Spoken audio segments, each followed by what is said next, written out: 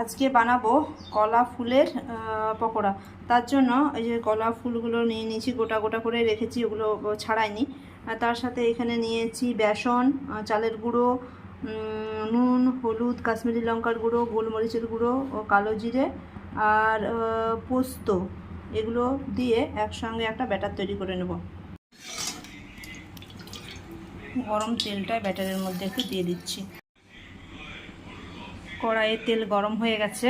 এইবারে এই ব্যাটারের মধ্যে কলা ফুলগুলো ডুবিয়ে এবারে গরম তেলে ডিপ ফ্রাই করে নেব।